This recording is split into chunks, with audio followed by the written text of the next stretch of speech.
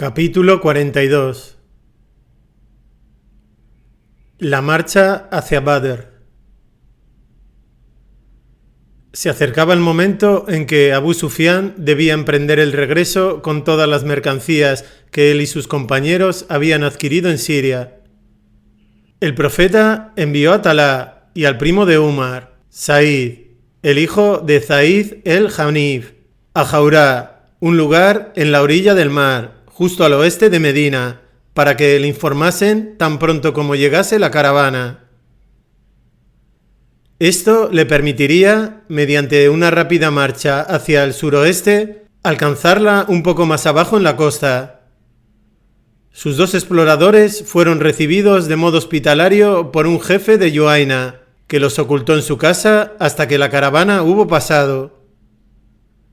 Pero tanto él como ellos se podían haber ahorrado el esfuerzo, porque alguien de Medina, sin duda algún hipócrita o un judío, ya había puesto a Abu Sufyán al corriente de los planes del profeta, y aquel había contratado a un hombre de la tribu Gifar, llamado Damdam, para que fuera rápidamente a Meca e instara a Quraysh a salir inmediatamente a socorrerles con un ejército, al tiempo que él aceleró la marcha por la ruta de la costa, viajando de día y de noche.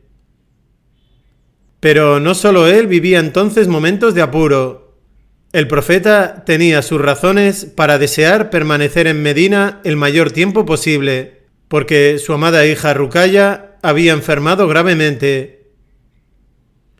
Pero las consideraciones personales estaban fuera de lugar, y para no arriesgarse a llegar demasiado tarde, decidió no esperar siquiera al regreso de los exploradores.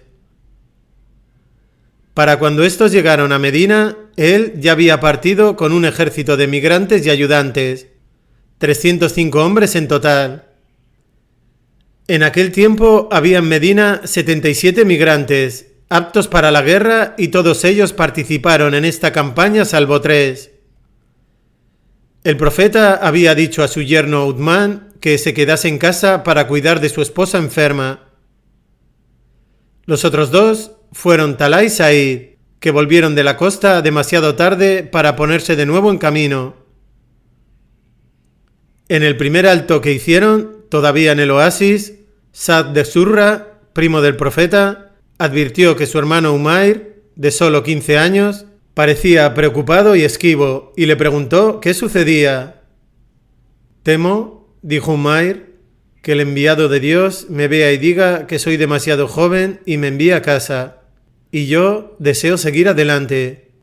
Puede que Dios me conceda el martirio». Como temía, el profeta se dio cuenta de su presencia al pasar revista a las tropas y le dijo que era demasiado joven y debía regresar a casa. Pero Umair rompió a llorar y el profeta le dejó quedarse y participar en la expedición.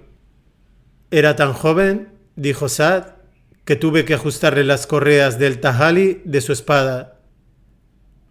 Había 70 camellos que los hombres montaban por turnos, 3 o 4 hombres por camello, y 3 caballos, uno de los cuales pertenecía a Zubair.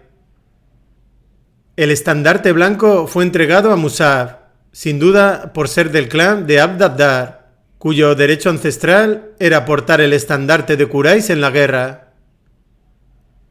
Detrás de la vanguardia iba el profeta precedido de 2 banderines negros, uno por los emigrantes y otro por los ayudantes.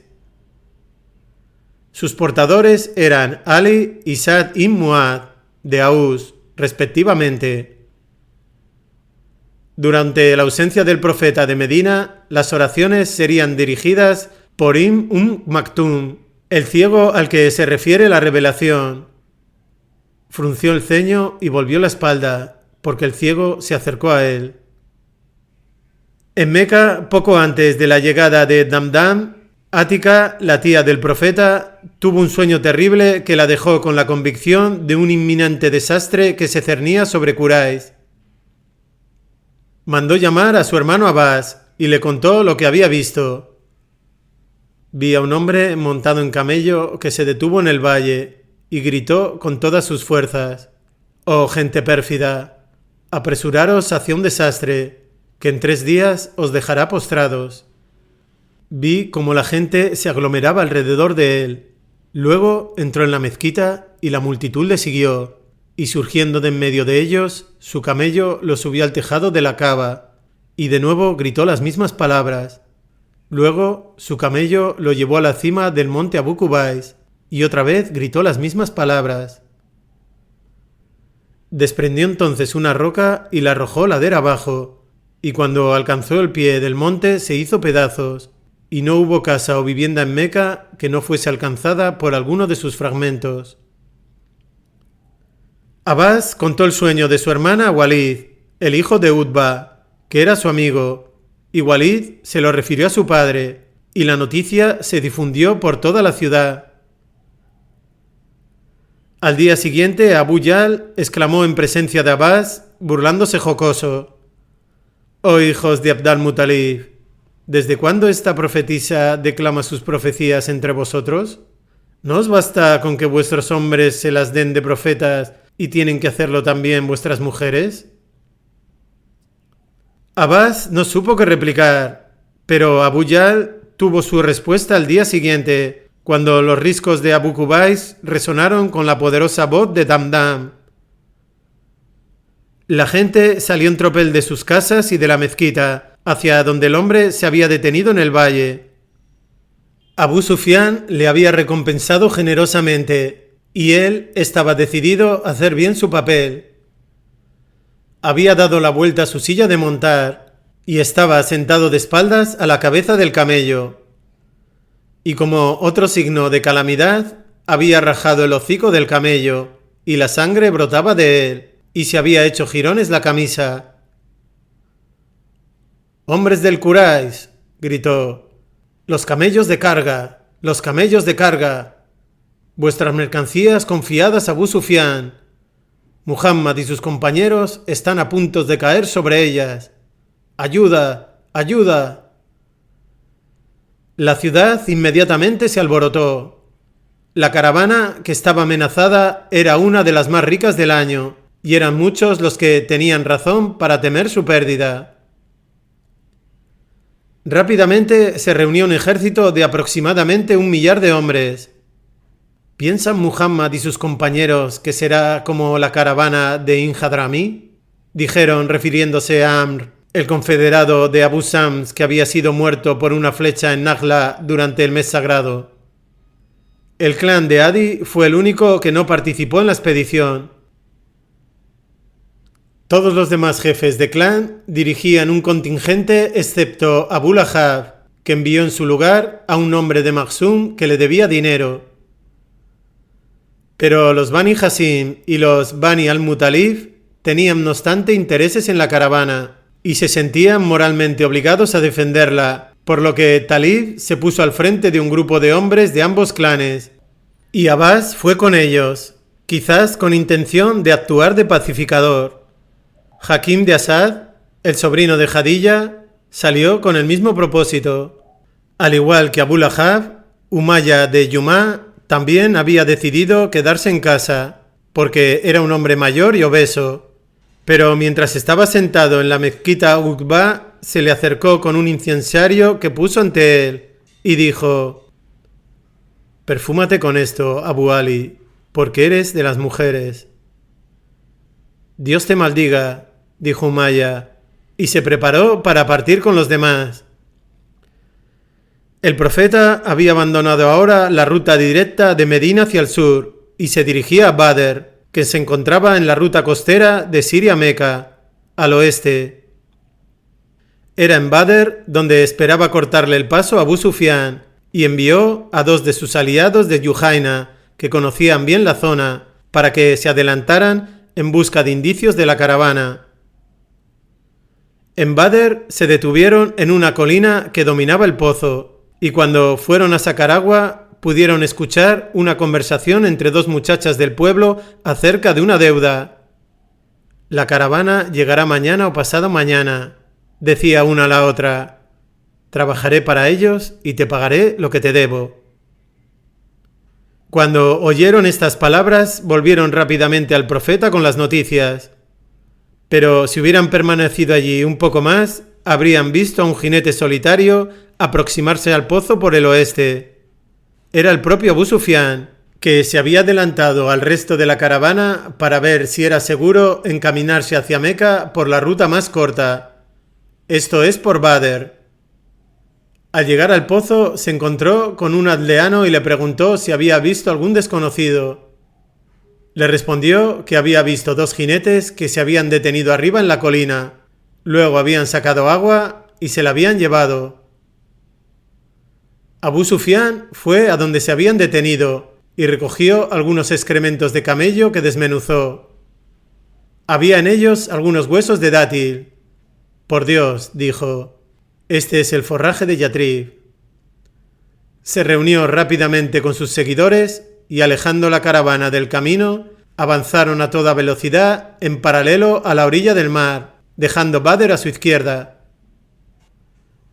Mientras tanto, los 2 exploradores habían regresado al profeta con la noticia de que se esperaba que la caravana llegase a Badr al día siguiente o al otro.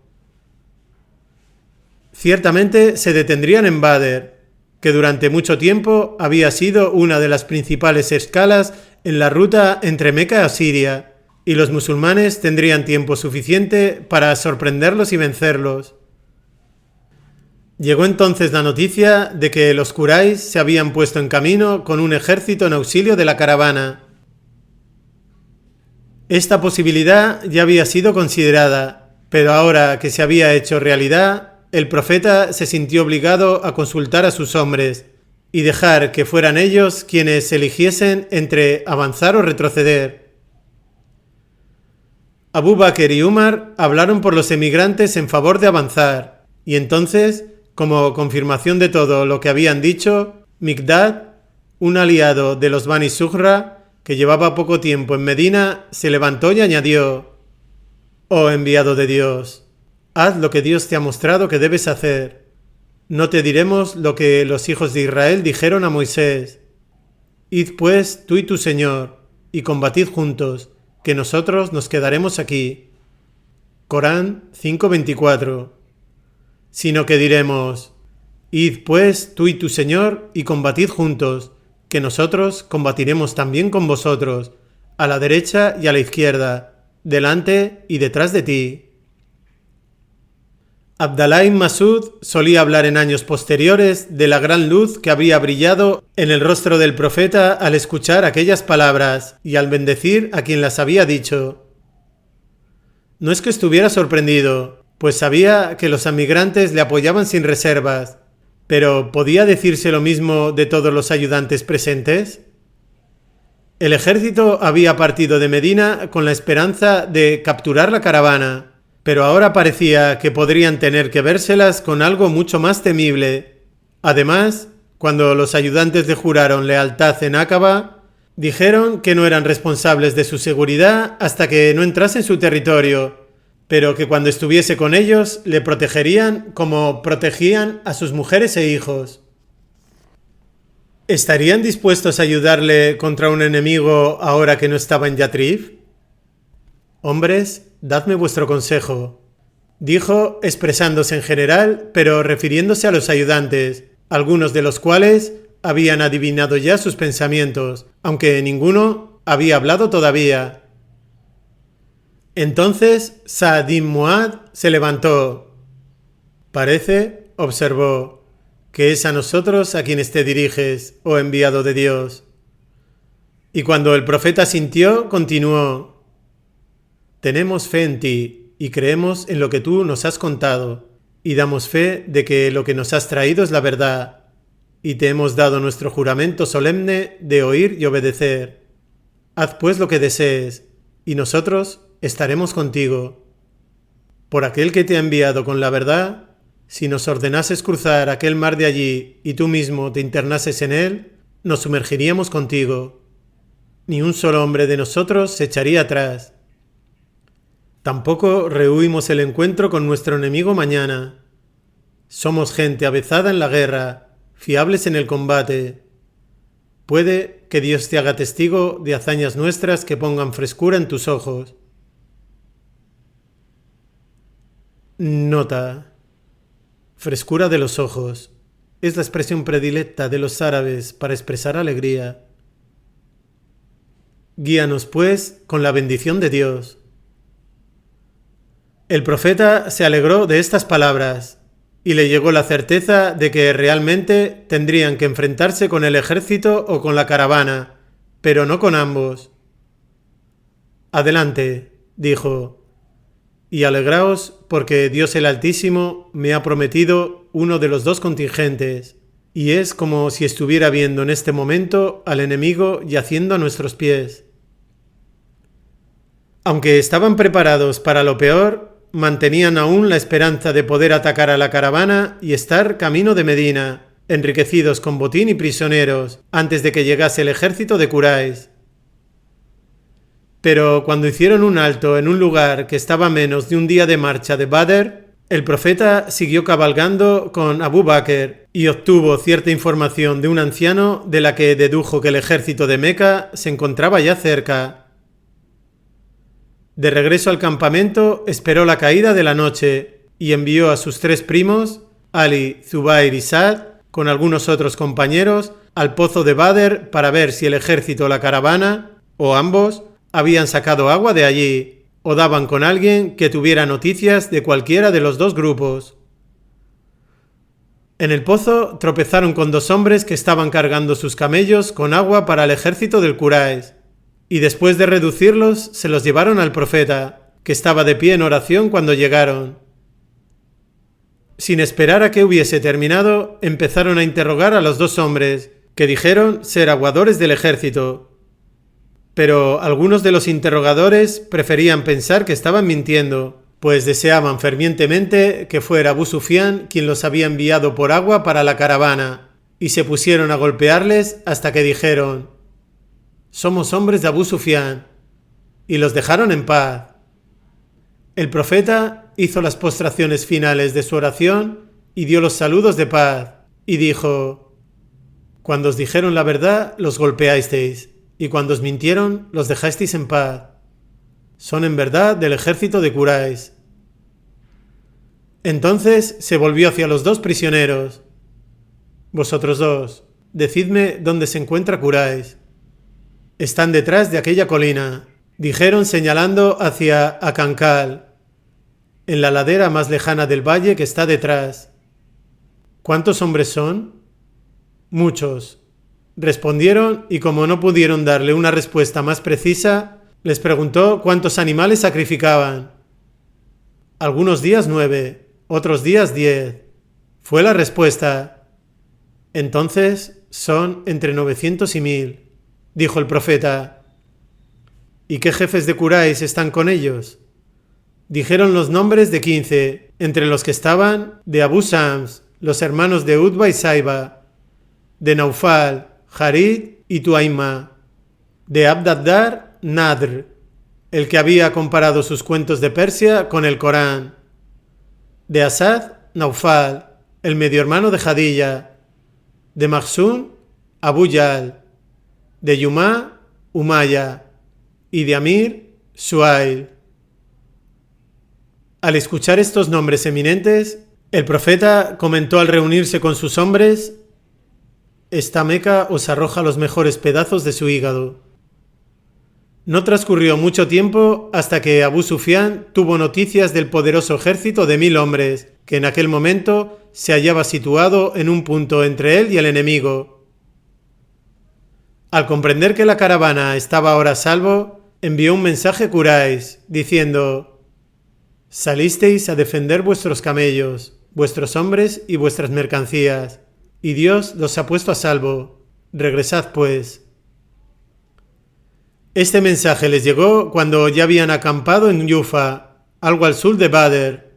Había además otra razón que les impedía seguir avanzando. El pesimismo se había apoderado de todo el campamento a causa de un sueño, casi una visión, que había tenido Yuaim, un hombre de Mutalib. Entre soñando y despierto, dijo: «Vi un hombre que se aproximaba a caballo, guiando un camello. Entonces se detenía y decía: muertos están Utba y Saiba, Abul Hakam y Umayya». y siguió mencionando a otros jefes de Quraysh que el jinete había nombrado. Luego, continuó Yuaim, vi cómo apuñalaba al camello en el pecho y lo dejaba correr suelto por el campamento, y no quedó tienda que no se viera salpicada con su sangre.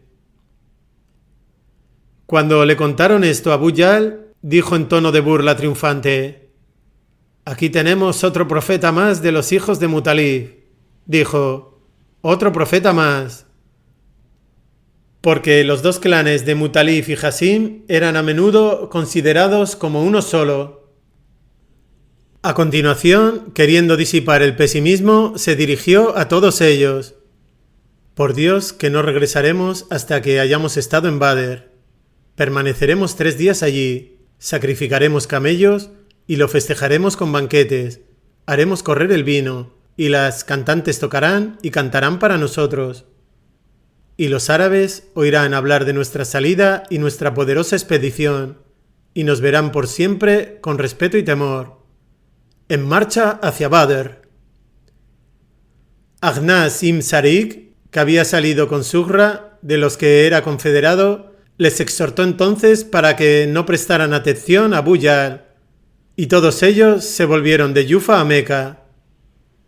Talif también regresó con algunos de sus compañeros de clan, porque habían mediado algunas palabras entre él y algunos quraisíes que habían dicho: «Oh hijos de Hashim, sabemos que aunque hayáis salido con nosotros, vuestros corazones están con Muhammad».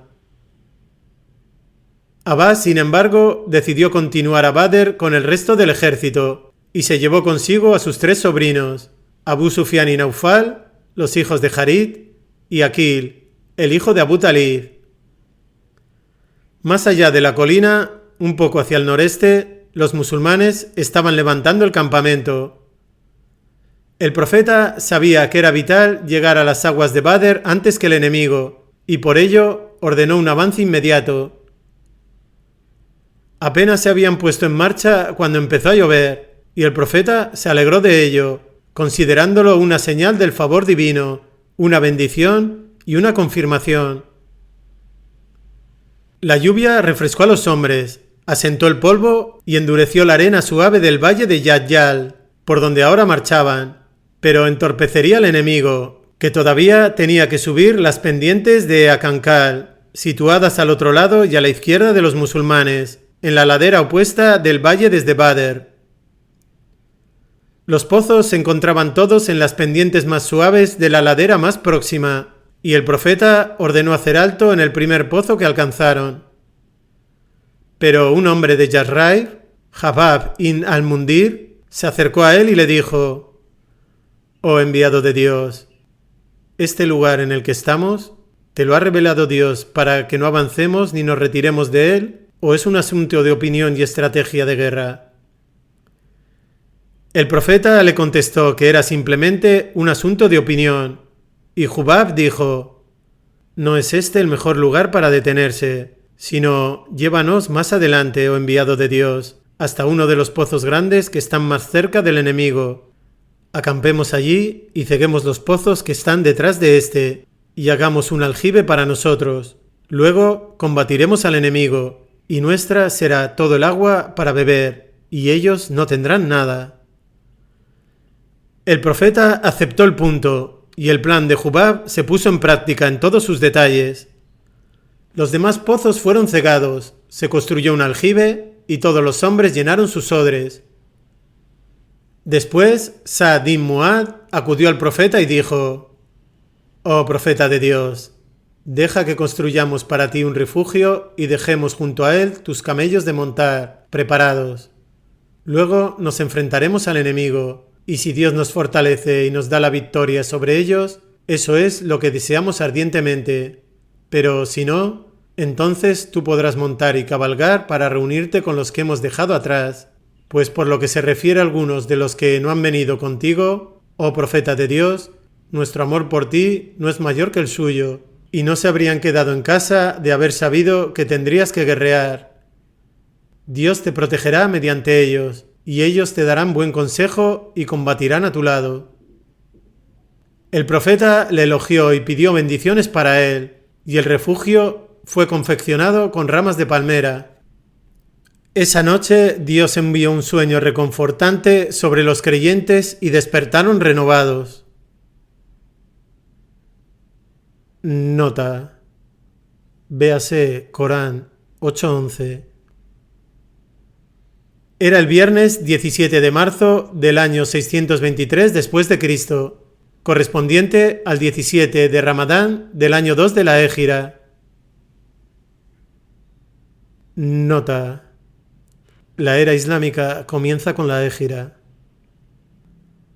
Con el alba, los Quraysh iniciaron su avance ascendiendo la colina de Akankal. El sol estaba ya alto cuando alcanzaron la cima, y cuando el profeta los vio sobre sus caballos y camellos ricamente enjaezados, descendiendo la pendiente hacia el valle de Yalyal, en dirección a Badr, hizo la siguiente invocación. Oh Dios, aquí están los Quraysh.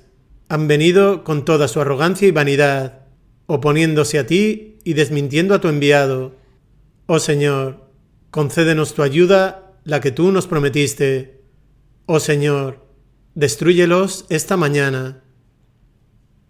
Hicieron su campamento al pie de la ladera, y como les pareciera que los musulmanes eran menos de los que habían previsto, enviaron a Umair de Yumá a caballo para estimar su número y ver si tenían refuerzos en la retaguardia. Umair les informó de que no había señal de más tropas que las que tenían frente a ellos al otro lado del valle. Sin embargo, oh hombres de Quraysh, añadió, no creo que ninguno de ellos caiga muerto sin antes haber dado muerte a uno de vosotros, y si matan de los vuestros a un número igual al suyo, ¿qué bien quedará en la vida después? Umair gozaba de cierta reputación de adivino en toda Meca, y esto añadía peso a sus palabras. Apenas había terminado de hablar cuando Hakim de Asad, el sobrino de Jadilla, aprovechó su oportunidad sin dudarlo un instante y atravesó a pie el campamento hasta llegar junto a los hombres de Abdú Shams. Padre de Walid, le dijo a Utba, tú eres el hombre más grande de Quraysh, su señor y aquel a quien obedecen. ¿Quieres ser recordado con alabanza hasta el fin de los tiempos? ¿Cómo sería eso?, preguntó Utba. Conduce a estos hombres de vuelta, dijo Hakim, y asume la causa de Amr, tu confederado asesinado. Quería decir que Utba debía eliminar una de las poderosas razones para combatir pagando el precio de sangre a los parientes del hombre que había muerto en Nakhla, cuyo hermano Amir había venido de hecho a tomarse venganza en el campo de batalla. Utba estuvo de acuerdo en hacer todo lo que decía, pero le instó a que hablase con Abu Jahl, que era el hombre más empeñado en la guerra.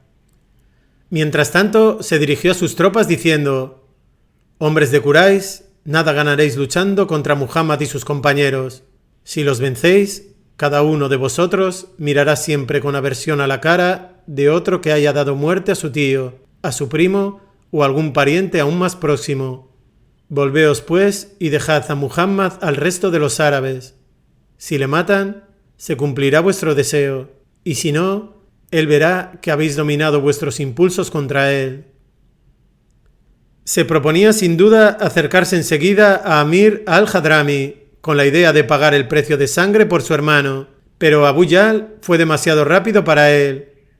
Se burló de Utba acusándole de cobardía, de temer su propia muerte y también la de su hijo Abu Judaifa, que estaba en las filas del enemigo. Luego se volvió a Amir y le incitó a no dejar escapar la oportunidad de vengar a su hermano. Levántate, le dijo, y recuérdales tu pacto y el asesinato de tu hermano. Amir se puso en pie de un salto y, despojándose frenéticamente de sus ropas, comenzó a proferir lamentaciones a voz en grito. ¡Ay de Amr! ¡Ay de Amr! Esto reavivó el fuego de la guerra y los ánimos de los hombres se llenaron de violencia, y vanos fueron ya los llamamientos de Utba y otros de que debían regresar. La concentración general en los preparativos finales para la batalla dio a un hombre la oportunidad que había estado esperando. Por temor a que pudiera escaparse durante su ausencia, Suhail había traído consigo a su hijo Abdalá a Badr. Umayya, el jefe de Yumá, había hecho lo mismo con su hijo Ali, al que había forzado a renunciar al Islam. Pero a diferencia de Ali, que era un indeciso, la fe de Abdalá era inquebrantable, y rodeando por detrás de un altozano hasta perder de vista el campamento, cruzó rápidamente los accidentados arenales hasta llegar al campamento de los musulmanes, donde nada más llegar fue a ver al profeta, y la alegría brilló en el semblante de ambos. Luego saludó lleno de felicidad a sus cuñados, Abu Sabrá y Abu Judaifa,